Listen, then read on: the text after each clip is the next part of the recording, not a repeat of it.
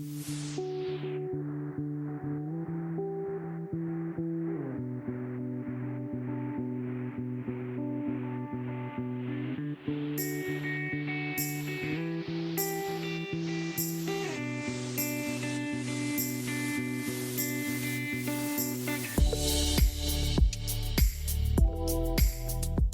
aí pessoal, como vocês estão? Tudo bem com vocês? Nós iremos começar agora o domingo de celebração. E eu queria perguntar para você, qual a sua expectativa para este culto? Comente aqui embaixo, qual que é a sua expectativa? Qual que é a sua expectativa para hoje, amor?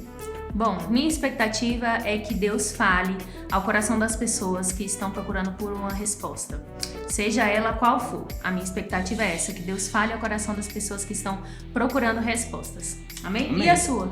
A minha é louvar o Senhor com tudo que eu sou, com tudo que eu tenho e aprender um pouco mais dele através da palavra também. Amém. Glória a Deus. Você que ainda não compartilhou o link do nosso culto, faça isso agora em nome de Jesus. Pegue o link, compartilhe o link com sua família, com seus amigos, com seus colegas de trabalho. Faça isso, edifique a vida de alguém através desse link. Amém? Amém. Vamos orar? Para iniciar? Amém. Deus, obrigado por mais uma vez estarmos na Tua presença, obrigado por essa oportunidade que nós temos de louvar o Teu nome, Deus, de engrandecer ao Senhor, Pai. Deus, que essa pessoa que está assistindo neste momento, ela possa louvar o Senhor, ela possa aprender com o Senhor, no nome de Jesus. Amém.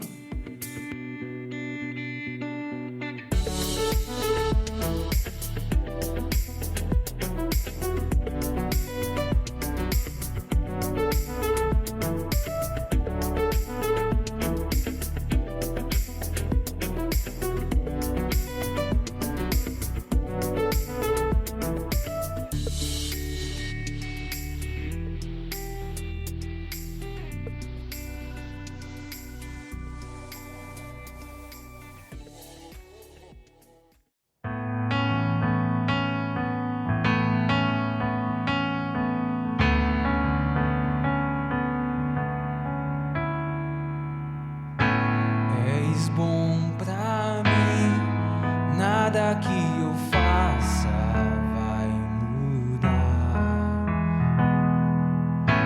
És bom pra mim, mesmo que eu não mereça. No vale da sombra da morte, estás comigo e não me deixará. Se eu passar pelo fogo, sei que a tua mão me guardará. Meu Deus, outro igual a ti não há. Meu Deus, outro nunca haverá. Meu Deus, tu és o autor da minha fé. Meu Deus, outro igual a ti não há. Meu Deus, outro nunca haverá. Meu Deus, tu és o autor da minha fé.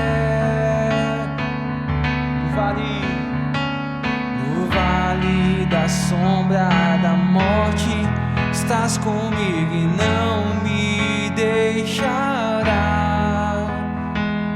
Se eu passar pelo fogo, sei que a tua mão me guardará.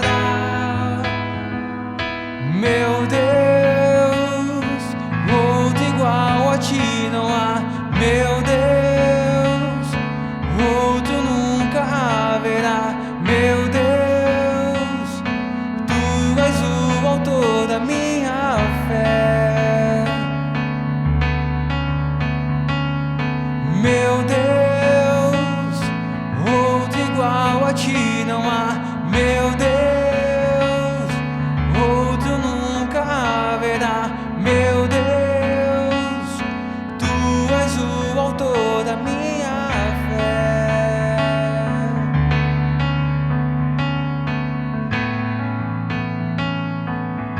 Tu és o autor da nossa fé, Jesus.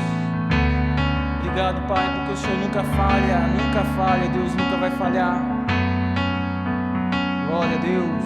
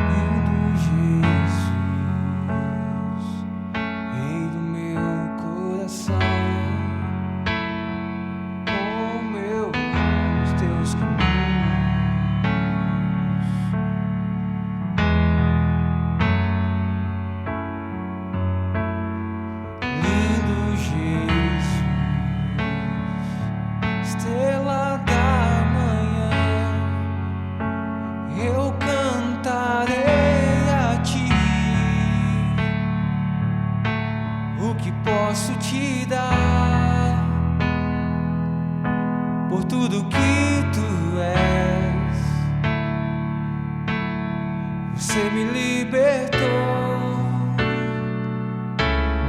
e me curou. Tu és bom, tu és bom, em todo tempo és bom. Justiça está em ti, teu amor é pra sempre.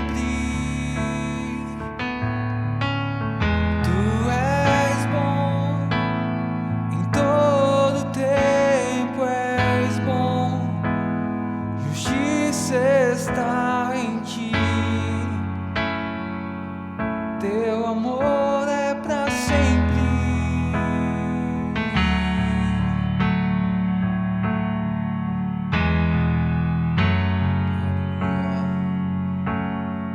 Lindo Jesus, Rei do meu coração, como eu amo os teus caminhos.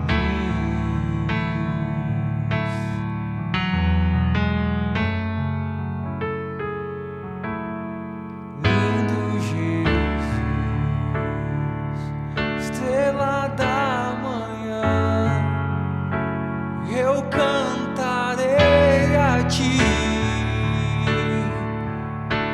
O que posso te dar por tudo que tu és? Você me libertou.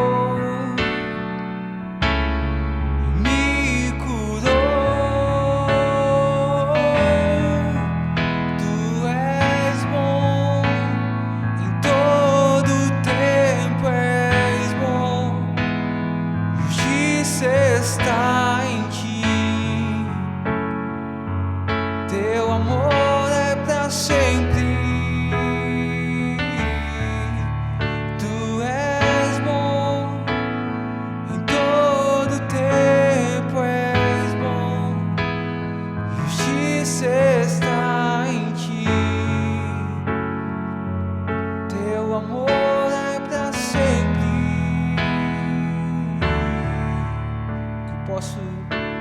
O que posso dizer por tudo que tu és?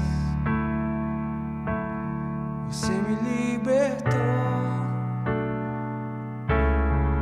e me curou. O que posso dizer por tudo que tu és? Você me libertou e me curou. Tu és bom, em todo tempo és bom. Justiça está em ti, teu amor é pra sempre.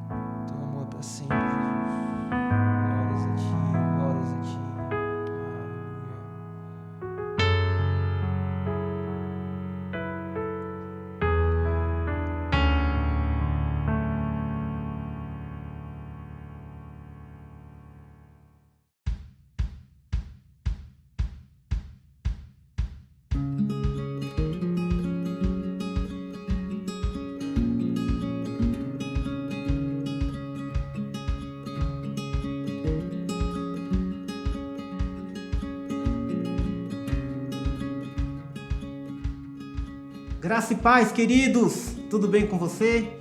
Sejam todos bem-vindos. E Deus tem uma palavra ao seu coração. Acabamos de louvar, adorar Jesus. E Deus tem agora uma palavra que vai trazer, com certeza, algo maravilhoso ao seu coração.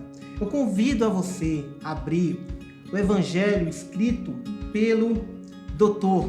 Evangelho Lucas, escrito por Lucas, capítulo 15, versículo 11. Uma história que nós já conhecemos, que fala sobre o filho pródigo, mas existem lições de administração financeira e de aprender a doar. Eu tenho certeza que tem aqui algo reservado para o seu coração, para você, mais uma vez. A Bíblia diz assim: Jesus continuou: um homem tinha 2 filhos. O filho mais jovem disse ao pai: quero a minha parte na herança. E o pai dividiu seus bens entre os filhos. Alguns dias depois, o filho mais jovem arrumou suas coisas e se mudou para uma terra distante, onde desperdiçou tudo o que tinha para viver de forma desregrada. Quando seu dinheiro acabou, uma grande fome se espalhou pela terra e ele começou a passar necessidade. Convenceu um fazendeiro da região a empregá-lo e o homem o mandou a seus campos para cuidar dos porcos. Embora quisesse saciar a fome com as vagens dadas aos porcos, ninguém lhe dava coisa alguma. Quando finalmente caiu em si, disse: até os empregados de meu pai têm comida de sobra e eu estou aqui morrendo de fome. Vou retornar à casa do meu pai e dizer: pai, pequei contra o céu e contra o Senhor, e não sou mais digno de ser chamado seu filho. Por favor, trate-me como seu empregado. Então voltou para a casa de seu pai. Quando ele ainda estava longe, seu pai viu, cheio de compaixão, correu para o filho, o abraçou e o beijou. O filho disse: pai, pequei contra o céu e contra o Senhor, e não sou mais digno de ser chamado seu filho. Olha a resposta do pai. O pai, no entanto, disse aos seus servos: depressa, traga a melhor roupa de casa, vistam nele, coloque-lhe um anel no dedo e sandália nos pés. Matem o novilho gordo e faremos um banquete e celebraremos. Queridos, eu quero falar de forma bem rápida aqui o comportamento desse moço, desse filho aqui, e que infelizmente representa algumas pessoas que têm vivido de forma, a sua administração financeira não tem sido boa. E a gente nota aqui na vida desse rapaz que ele tem alguns vacilos, ele quebrou alguns princípios, e principalmente o princípio da administração financeira. Por exemplo, a Bíblia diz que ele gastou tudo que tinha. E o conselho dos bons administradores financeiros diz que você não pode gastar tudo que tinha. A segunda coisa que a gente observa aqui é que, além dele ter gastado tudo, ele gastou de forma irresponsável. Ele foi viver de forma irresponsável. Isso quer dizer que, além dele ter gastado tudo que tinha, que se refere à quantidade, ele gastou de forma irresponsável. Isso fala da qualidade que ele administrou as suas finanças. Um terceiro ponto aqui diz o quê? Que ele não observou, ele não poupou para o futuro. Ele não reservou uma parte para possíveis acontecimentos do futuro. Então ele não tinha mais dinheiro, não tinha mais para onde ir, e ele chegou na lama da vida financeira. Então, infelizmente, muitos têm vivido dessa forma. Então ele gastou tudo, gastou de forma irresponsável, e ele não observou os sinais, aquilo que poderia levá-lo a um lugar, né, aonde ele realmente chegou. Mas a gente viu aqui que a Bíblia está dizendo que esse pai, um excelente administrador financeiro, alguém que sabia doar, ele deu a melhor roupa, ele colocou um anel no dedo e ele colocou sandália nos pés. E ele fala assim: mate o melhor bezerro. Mate, traga o mais gordo. Sabe que tudo isso significa? Que esse homem, além de ser um excelente administrador financeiro, ele guardou para os tempos difíceis, né? O tempo de crise, e ele também soube doar o melhor. Então, quem é você aqui nesse personagem? O filho ou o pai? Que possamos aprender a ser um bom doador e dar o melhor para Jesus. Amém? Eu quero orar, abençoar a sua vida nesse momento de dízimo e de oferta, que possamos aprender a doar aquilo que Deus coloca nas nossas mãos, e o melhor. Deus, muito obrigado por essa oportunidade, muito obrigado pela tua fidelidade. Nos ajuda, Senhor, a devolver, a honrar o Senhor com o melhor, porque o Senhor merece. Assim como o Senhor deu Jesus como oferta, o melhor que o Senhor tinha, que possamos aprender a administrar as nossas finanças e doar o melhor para o Senhor. Em nome de Jesus, abençoe essa família, abençoe a sua igreja, em nome de Jesus. Deus abençoe, até a próxima.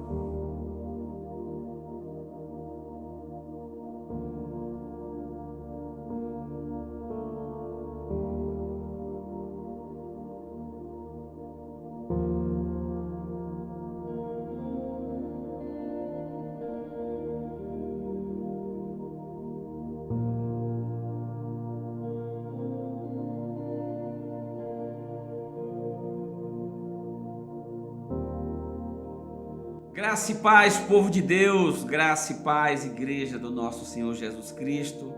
Que bom estar aqui mais uma vez para mais uma experiência online. E hoje eu quero começar orando. Eu quero pedir a você que aí na sua casa, você feche os seus olhos, curve a sua cabeça. Vamos orar ao Senhor. Vamos pedir que Ele fale aos nossos corações e que essa palavra ela seja revelada, ela seja aberta aos nossos olhos e que a gente seja transformado pelo poder que há nela. Oremos. Santo e amado Deus, soberano Senhor, Deus Criador do universo, Deus Criador dos céus, da terra e de tudo que existe nela. Estamos aqui para mais uma vez ministrar a Tua palavra, Deus. Senhor, Tu tens o poder de fazer com que esta palavra chegue no mais profundo da alma de toda pessoa que está agora conectada, que ela encha, que ela preencha as lacunas do nosso coração, Senhor Deus. Que ela traga respostas para as questões, as perguntas que nós fizemos a Ti, Senhor. Que ela seja o alimento nosso nesse momento, meu Deus, que ela seja o nosso ânimo, que ela seja a nossa coragem, a nossa força, meu Deus. Que nós sejamos revigorados, transformados pelo poder da Tua palavra e que Teu nome seja engrandecido, que você diga amém. Vamos lá, hoje vamos ministrar no segundo livro das crônicas dos reis de Israel, no capítulo 20, eu vou ler primeiramente o versículo 12, que diz assim: Ó nosso Deus, não nos castigarás por isso? Não temos forças para lutar com esse exército imenso que está prestes a nos atacar. Não sabemos o que fazer, mas esperamos o socorro que vem de Ti. Aleluia, glória a Deus. É forte esse texto.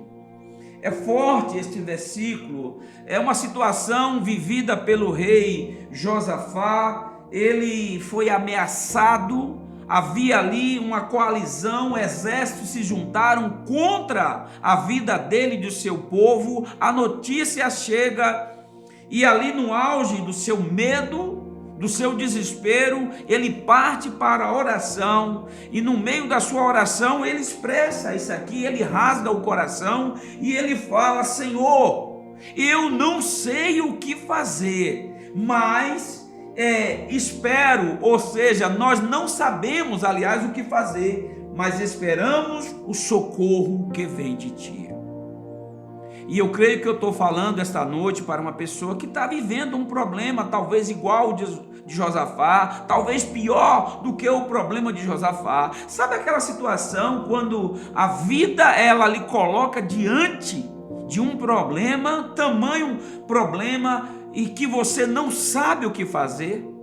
Sabe quando você se sente acuado pelas circunstâncias? Sabe quando você se sente impotente pela situação que você está vivendo? Talvez seja a doença que chegou, talvez seja a dívida, talvez seja o desemprego, talvez seja a crise no casamento, talvez seja a crise na criação dos filhos. Eu não sei qual o problema, mas o fato é que às vezes nós vivemos situações tão desafiadoras que a gente se sente como Josafá e esse povo, impotentes. diante da ameaça. Mas aí ele expressa assim: olha, nós não sabemos o que fazer, mas esperamos o socorro que vem de ti. E eu espero que você hoje tenha fé suficiente para expressar essa frase, para fazer essa declaração diante do problema que você está vivendo. Deus, eu não sei o que fazer, mas conforme a tua palavra, eu vou dizer que eu espero o socorro que vem de ti. Queridos, olha só, Josafá estava sem força, estava impotente, mas ele ainda tinha esperança no Senhor. Ele sabia que humanamente ele não podia fazer nada. Humanamente ele se sentia inseguro, impotente, mas ele disse: eu sirvo a um Deus que pode todas as coisas e eu quero depositar toda a minha esperança no Senhor. Eu sei que Ele pode me defender, eu sei que Ele pode me livrar nessa situação, não da situação, mas dentro da situação, Ele pode me livrar, Ele pode me dar o livramento. Amados, no versículo 1 do capítulo 20, o texto diz o seguinte: depois disso, os exércitos dos moabitas e dos amonitas e alguns meunitas declararam guerra a Josafá. Depois disso o quê? Se você ler o capítulo anterior, o capítulo 19, você vai ver um Josafá dedicado na obra do Senhor.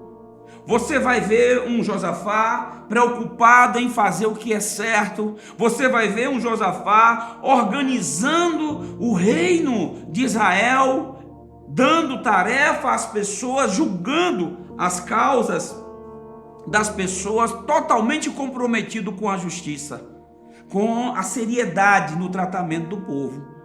Aí, quando de repente ele fazendo essas coisas, aí vem a ameaça do inimigo. Aí vem uma declaração de guerra, aí tentam lhe roubar a paz, aí tentam lhe tirar a vida. Então muitas vezes a gente está fazendo tudo que é certo, a gente está envolvido com o reino de Deus, a gente está comprometido com a causa do Senhor, aí vem as ameaças.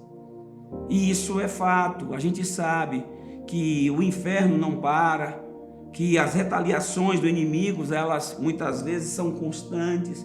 Mas a gente não pode deixar a peteca cair, a gente não pode esmorecer, a gente tem que fazer como Josafá, acreditar que a nossa força está no Senhor, a nossa esperança está em Deus. Amados, essa mensagem que Josafá recebeu foi uma mensagem que trouxe medo no coração dele. No versículo 3 diz assim, versículo 3, Josafá ficou amedrontado com essa notícia e pediu orientação ao Senhor, ordenou um jejum em todo Judá, e habitantes de todas as cidades de Judá vieram a Jerusalém para buscar a ajuda do Senhor. Tem coisas que metem medo a gente passa por situações, às vezes, que nos amedrontam.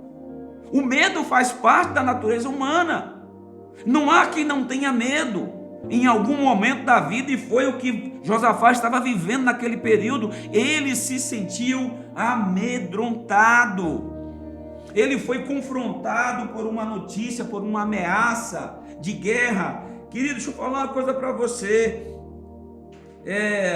Ele, no momento que ele se sente amedrontado, ele vai fazer uma coisa que deveríamos todos nós fazer, mas muitas vezes nós nos esquecemos. A gente tem que se voltar para a palavra e buscar nela os exemplos e fazer desses exemplos também uma prática em nossa vida. O texto diz que ele ficou amedrontado e pediu orientação a quem? Ao Senhor. Ele não tomou decisão precipitada, ele não tomou decisão por conta própria, ele não tomou decisão baseado em seus próprios conceitos, mas ele busca a orientação do Senhor. Deus, o que fazer nessa situação? Eu não sei como tratar, eu não sei como lidar com isso, eu não sei como lidar com essa situação, eu não sei como corrigir esse problema que eu estou vivendo. Então eu peço a Ti, Senhor, que me oriente, me aponte o caminho. E aí ele convoca, ele ordena um jejum. Ele se humilha. Jejuar é se humilhar perante a Deus. Então ele vai para um tempo de oração e de jejum e de busca de orientação do Senhor. Buscar o Senhor é uma tarefa de todos. O texto diz que todos ali diz, todas as cidades de Judá vieram a Jerusalém para buscar a ajuda do Senhor. Convoca você e sua casa, convoca os seus filhos, convoca a sua família, convoca os membros da sua igreja, da sua célula, convoca os seus parentes. Nós precisamos buscar o Senhor nesse tempo de aflição, nesse tempo de dificuldades, de problema, nesse tempo de guerra. Devemos buscar a ajuda do Senhor. Amados, existe uma promessa de socorro do Senhor para os momentos de aflição. Lá no versículo 7, 8 e 9 diz o seguinte, olha só, versículo 7, 8 e 9. Ó nosso Deus, acaso não expulsastes os habitantes desta terra quando Israel, teu povo, chegou? Não deste esta terra para sempre aos descendentes de teu amigo Abraão? Teu povo se estabeleceu aqui e construiu este templo em honra ao teu nome. Disseram: se enfrentarmos alguma calamidade como guerra, praga ou fome, nos colocaremos em tua presença diante deste templo, onde teu nome é honrado. Clamaremos a ti em nossa angústia, e tu nos ouvirás e nos salvarás. Isso é confiança em Deus. Aqui ele está expressando aquilo que os seus antepassados fizeram. Ele está trazendo à tona toda a dedicação no templo, toda a honra que eles deram ao Senhor, e ele está afirmando: Senhor, disseram, está escrito, eu conheço, eu vi lá que se nós estivéssemos passando por angústia, por aflição, nós deveríamos clamar ao Senhor, e o Senhor nos ouviria e nos traria alívio, o Senhor nos traria salvação. O que valeu para aquele povo vale para nós, querido, vale para os dias atuais. O Deus que salvou Josafá e seu povo é o mesmo Deus de hoje. O Deus de Israel é o mesmo Deus dos dias atuais. Deus não mudou, Ele continua sendo bom, Ele continua nos salvando, Ele continua nos socorrendo. Você deve continuar crendo que Ele é o Deus da tua salvação. Amados, deixa eu falar aqui uma coisa para você. Nós precisamos tomar definitivamente posse daquilo que Deus nos deu. É nosso e o inimigo não vai tomar. Josafá declara que a terra onde ele estava, o local onde ele se encontrava, ali o inimigo, foi o Senhor quem expulsou para dar ao povo de Israel a posse daquela terra. A terra pertencia a eles. Olha, foi o Senhor que nos colocou nessa posição, foi o Senhor que nos colocou nesse lugar. Então eu não vou abrir mão de onde o Senhor me colocou para o inimigo, porque foi o Senhor que me deu. Não abra mão daquilo que você já recebeu do Senhor. Não abra mão da posse que o Senhor lhe deu. Creia que é teu e clame ao Senhor para que o Senhor lhe traga socorro nessa situação. Josafá estava clamando por livramento e socorro no momento da sua angústia, no momento do seu desespero. E Deus ouviu a oração dele, e Deus vai responder a oração que ele fez. Amado, eles estavam sofrendo. Interessante é que Josafá está sofrendo por causa da obediência, porque eles foram obedientes ao Senhor. No versículo 10 e 11 diz o seguinte, versículo 10 e 11 fala assim: agora vê o que fazem os exércitos de Amon, de Moabe e do monte Seir. Tu não permitiste que nossos antepassados invadissem essas nações quando Israel saiu do Egito. Por isso os israelitas se desviaram deles e não os destruíram. Vê como nos retribuem. Vieram nos expulsar de nossa terra que nos deste por herança. Olha só o que ele está dizendo: Senhor, esse povo ainda existe, porque lá no passado, quando os nossos antepassados saíram do Egito, o Senhor ordenou que eles não destruíssem o povo de Amon, os amonitas, que eles não tomassem posse do monte Seir, e que deixassem em paz os moabitas. Você vai encontrar isso no livro de Deuteronômio. Lá você vai encontrar no capítulo 2, se não me engano, versículo 9, quando o Senhor ordena a Moisés: Moisés, afaste do povo de Moabe, não passe pela sua terra, não mexa com esse povo, eles são descendentes de Ló, eles são um povo que eu não vou entregar um palmo de terra que pertencem a eles, a vocês. E eles foram fiéis ao Senhor, eles obedeceram. Só que num futuro distante agora, o povo que ele não molestou, que ele não abusou, agora está se voltando e tentando lhe roubar a paz. E Josafá, por conhecer a palavra do Senhor, ele está colocando à tona essa situação. Senhor, eles ainda estão de pé, eles ainda estão vivos, porque nós não atacamos eles em obediência à tua palavra, sofrendo por conta da obediência. E a gente tem que entender que isso conta, querido, porque se você está na posição de obediência e você está sofrendo por causa da sua obediência, Deus vai te socorrer, Deus vai te honrar, Deus vai trazer o alívio para essa situação. Amados, a gente vê nesse texto que Josafá era um homem conhecedor da palavra, porque na sua oração Josafá está citando a palavra de Deus.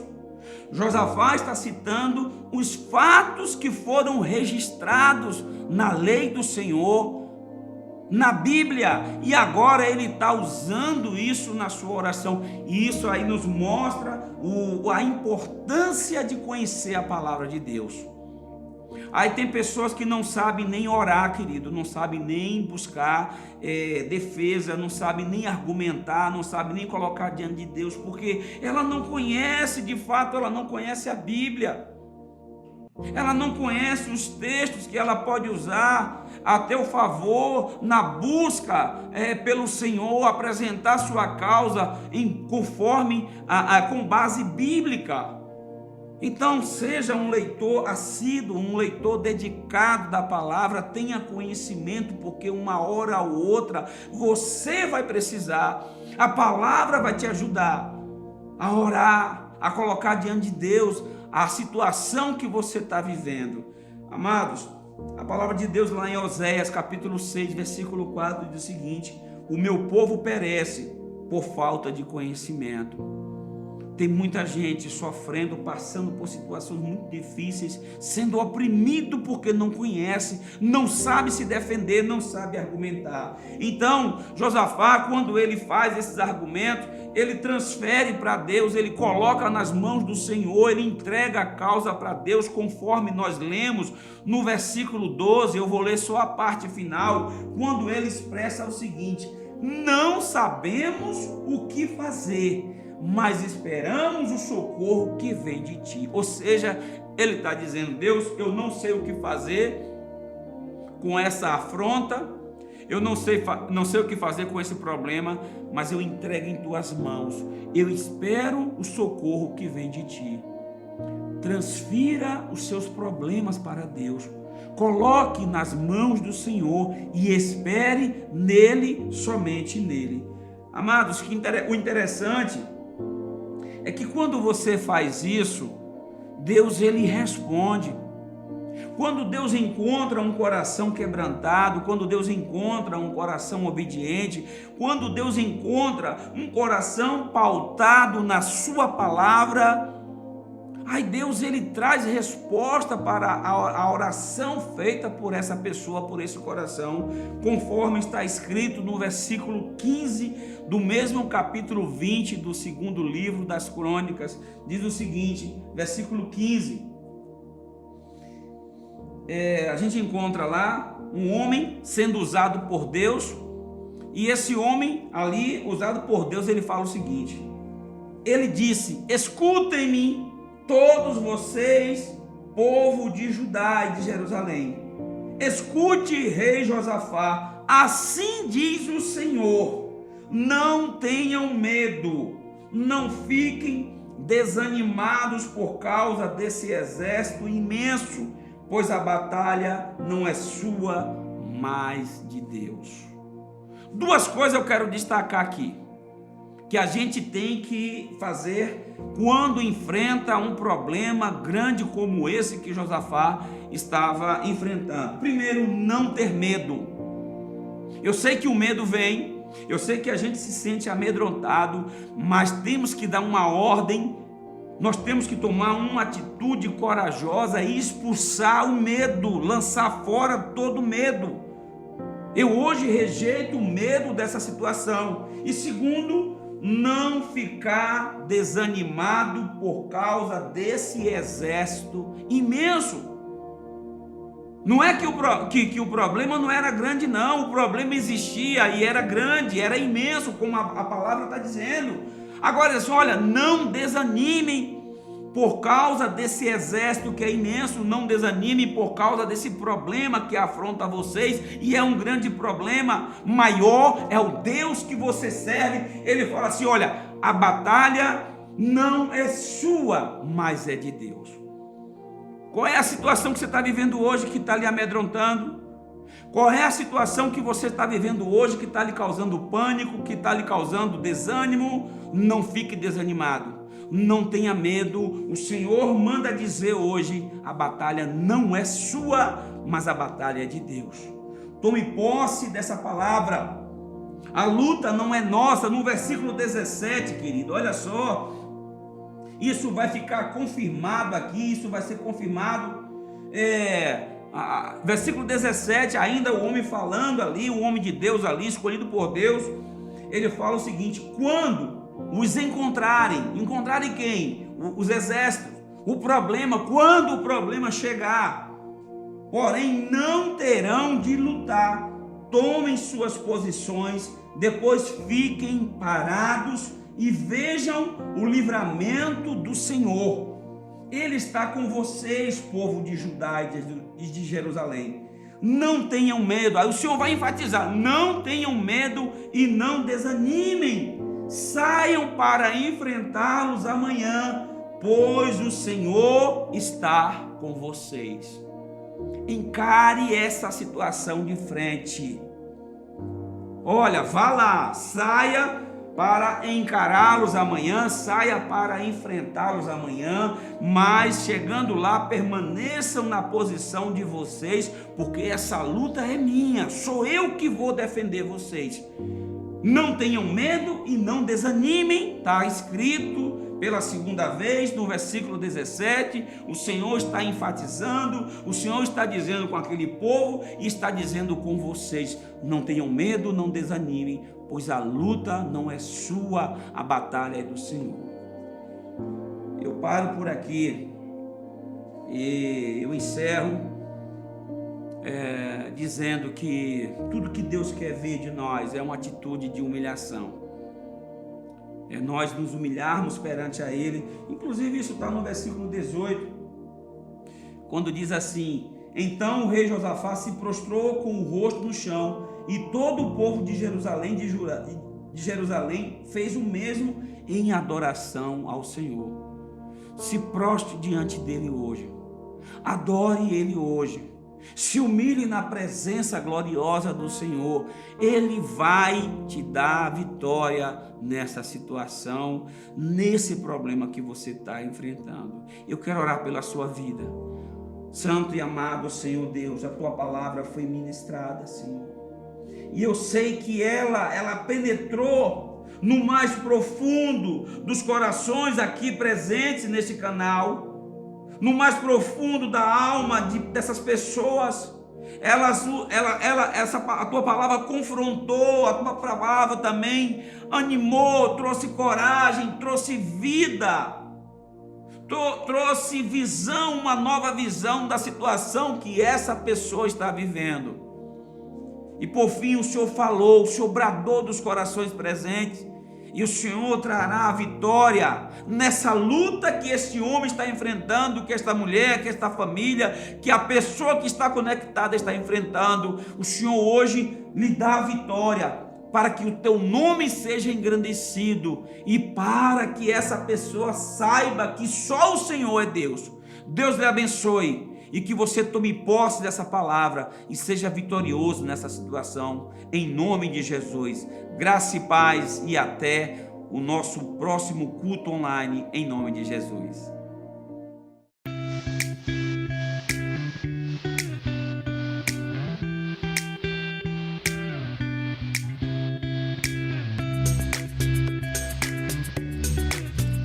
Glória a Deus, que bênção essa palavra, que bênção esse louvor, que culto edificante.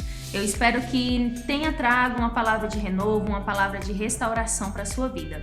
E falando em restauração, nós iremos iniciar amanhã, a partir de amanhã, aqui na nossa igreja, um período de consagração, de restituição do altar. Fala mais um pouquinho, Ivan, sobre isso. É verdade, nós teremos 12 dias de campanha de jejum e oração.